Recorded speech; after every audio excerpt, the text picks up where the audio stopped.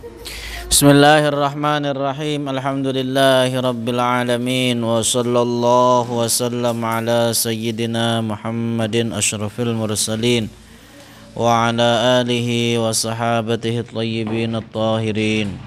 Allahumma la sahla illa ma ja'altahu sahla wa anta taj'alul hazna idza syi'ta sahla. Allahumma 'allimna ma yanfa'una wanfa'na bima 'allamtana wa zidna 'ilma ya rabbal alamin. Ikhlasun niyata lillahi ta'ala.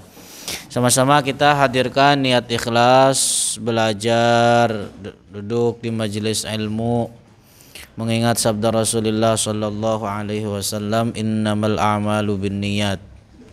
Maka sama-sama kita hadirkan niat ikhlas karena mengharapkan ridho dan pahala dari Allah.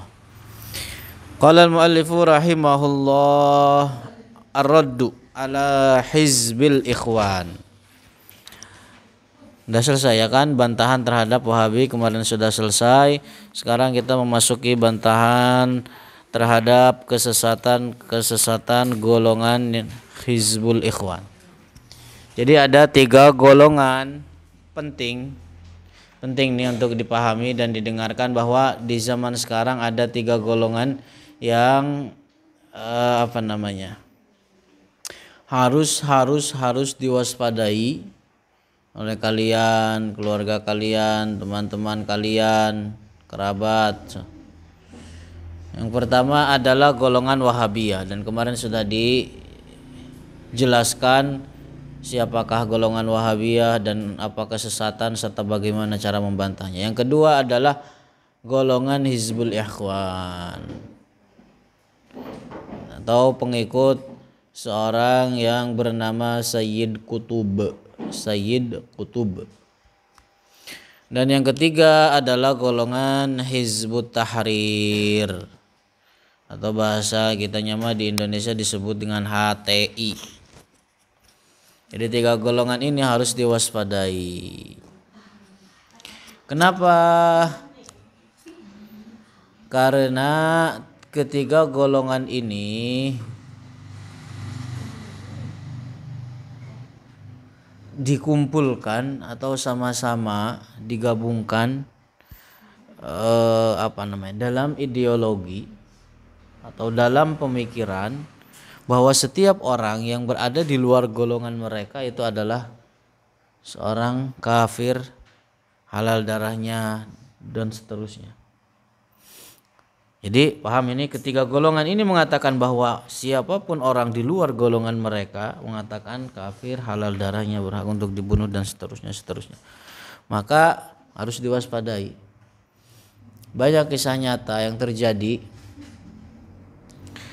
di daerah atau di negara-negara belahan dunia, bahwa ada seorang keluarga, ini kejadian ini nyata di Afrika, bahwa ada seorang keluarga yang menyekolahkan anaknya di pondok Wahabi.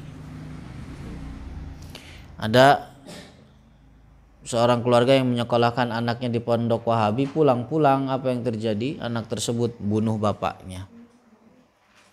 Anak tersebut membunuh bapaknya. Kenapa? Karena bapaknya tersebut melakukan perayaan Maulid Nabi. Di dalam persepsi Wahabi, bahwa orang yang merayakan Maulid Nabi adalah bid'ah, sesat, kafir, berhak untuk dibunuh. Gitu. Nah, makanya apa? Perlu diwaspadai 3 golongan ini karena itu. Bahayanya terhadap umat Islam sangat luar biasa. Bahayanya terhadap kaum muslimin itu sangat luar biasa. Jaga, pelajari ini, ustadzah pulang nanti ajarkan terhadap siapapun. Ini anaknya pulang pas ini sekolah ajar kemana, diajarkan tentang tauhid, diajarkan tentang atau diperingati terhadap 3 golongan ini. Gitu. Nah, juga ideologi dasar yang menyatukan ketiga golongan ini adalah bahwa mereka melakukan takfirun syumuliyun. Artinya mereka mengkafirkan manusia secara menyeluruh. Setiap orang siapapun di luar golongan mereka dikatakan kafir. Termasuk ini adalah golongan Sayyid atau disebut Hizbul Ikhwan, pengikut Sayyid Qutb. Memang Hizbul Ikhwan ini muncul di Mesir. Ketika itu tujuannya itu dibangun atau dirintis oleh seorang yang soleh. Hizbul Ikhwan ini awalnya dirintis oleh seorang yang soleh namanya Asy-Syaikh Hasan Al-Banna, itu namanya. Seorang yang soleh, beliau seorang yang soleh, tujuannya dari membangun atau menggagas Hizbul Ikhwan ini adalah untuk membantu perdamaian di Mesir. Cuman sepeninggal beliau banyak penerusnya termasuk ini disusupi oleh seorang yang bernama Sayyid Qutb. Disusupi oleh seorang yang Sayyid Qutb. Memang Sayyid Qutb ini dia bahasa kitanya mah adalah seorang yang jurnalistik, bahasanya begitu. Sering menulis, sering membuat artikel-artikel. Sebelumnya dia hidup di Eropa, bahkan di Amerika, dalam keadaan bisa dikatakan plural dan liberal.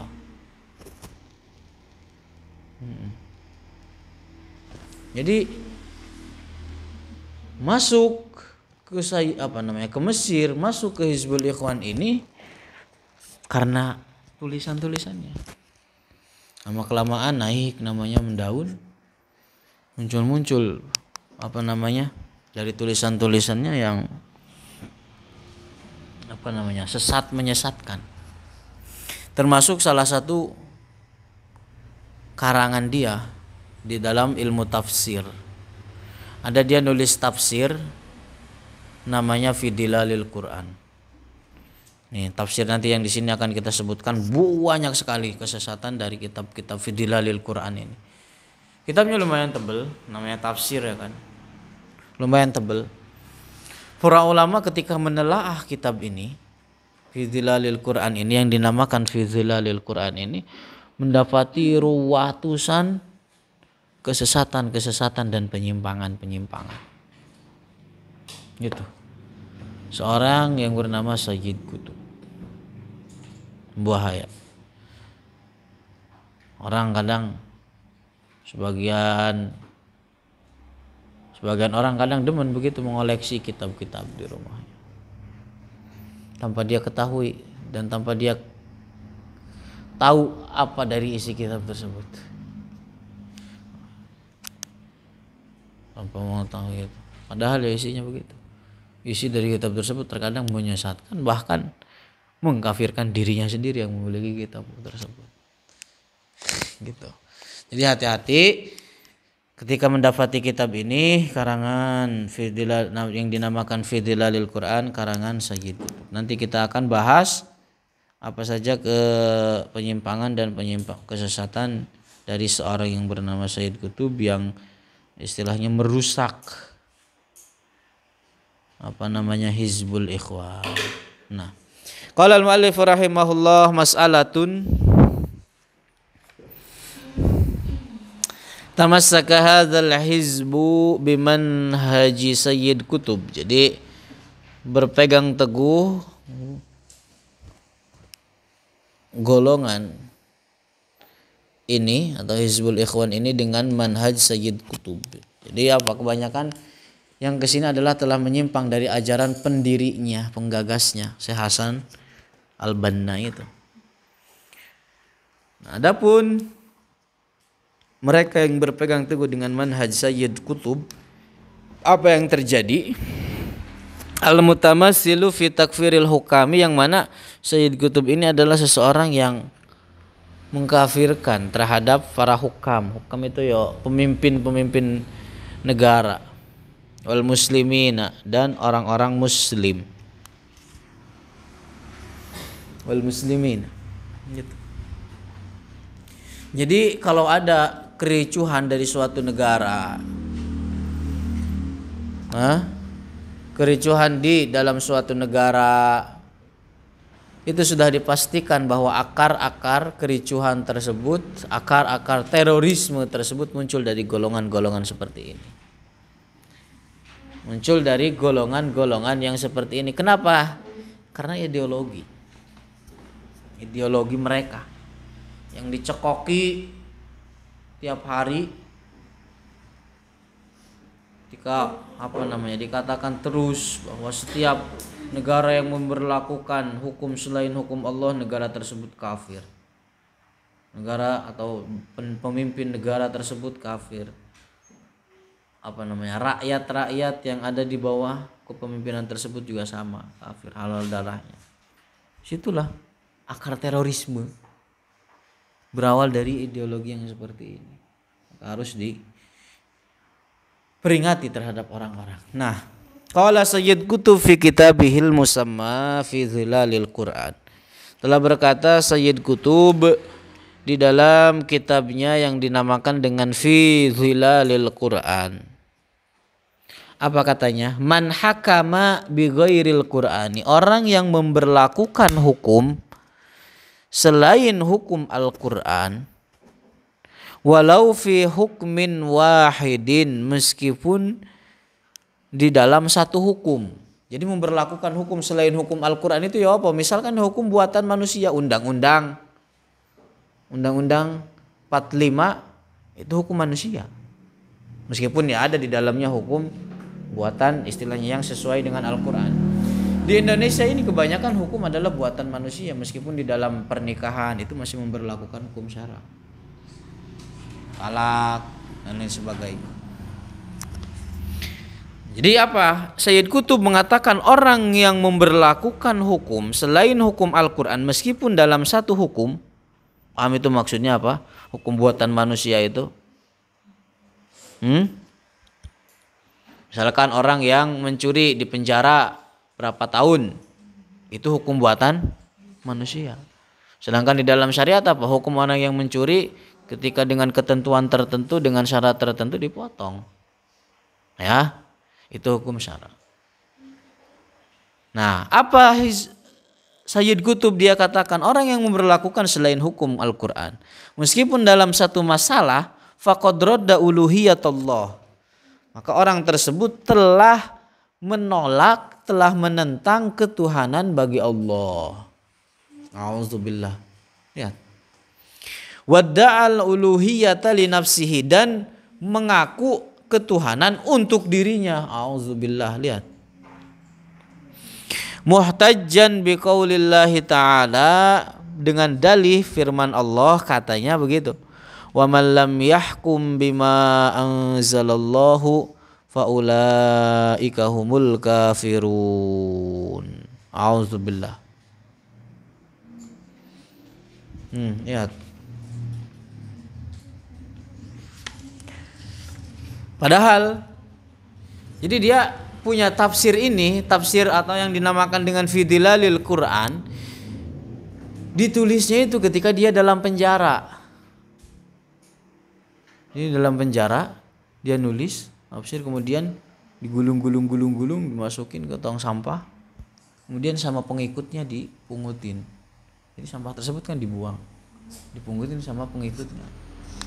A'udzubillah, lihat ayat-ayat Al-Qur'an yang ditulis, nama-nama yang diagungkan, buang ke tong sampah. A'udzubillah. Begitu. Jadi pernah di penjara sebab tadi mengatakan biasa ini apa ya, kebiasaan kaum Khawarij menyeret-nyeret ayat, memaksakan ayat dan meletakkan tidak pada tempatnya begitu.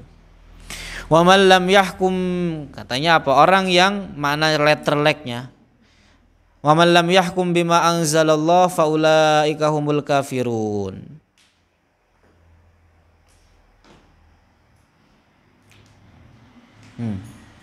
Padahal ayat ini maknanya tidak demikian. Nanti besok akan kita jelaskan insyaallah.